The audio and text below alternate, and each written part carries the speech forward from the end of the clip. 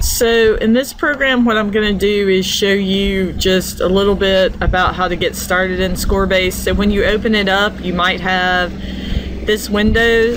So I want to talk a little bit about some of the settings and that kind of thing. So one of the things you might want to do is select manual movement. And you can see that this actually gives you the ability to control the joints by selecting here or using keystrokes, and you can select joint movement or XYZ. This would be the teach positions in the simple mode. Okay, it starts in the simple mode. Then we could see robot movement. And I really love robot movement because it makes it very easy to see what you're moving on the robot. Then you can look at various charts, okay, about the motions and the axis. There are dialog bars, the joints, XYZ, digital outputs and inputs, analog outputs and inputs, and encoder counts. You can see messages, you can see a variety of things, okay?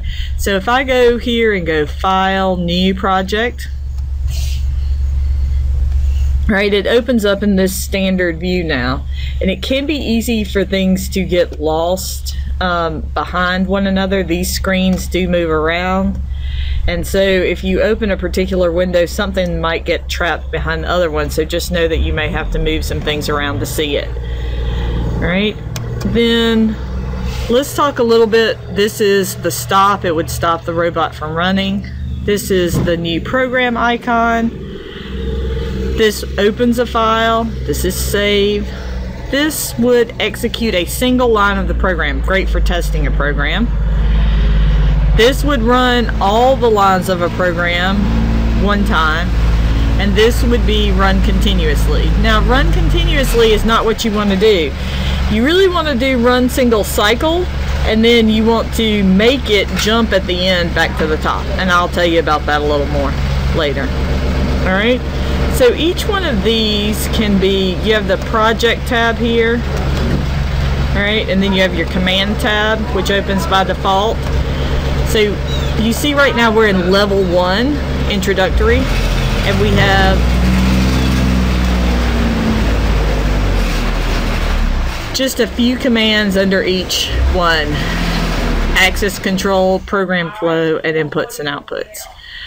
But if I swap to level 2, okay, now you can see I have a few more commands everywhere. And then finally, if I switch to Pro, you can see that I have tons and tons of commands to choose from. All right, so you want to go ahead and at least get in level 2, but you might as well go ahead and get in the professional level.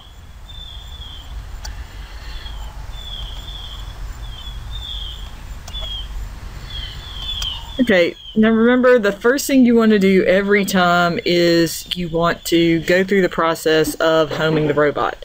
So you want to start by homing the robot out and being sure that all the joints home.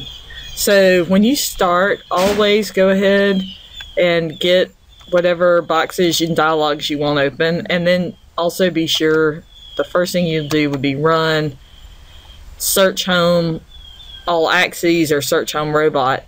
All axes really only applies to us in the case of when we are using the robot on the slide base or that has a peripheral connected, okay?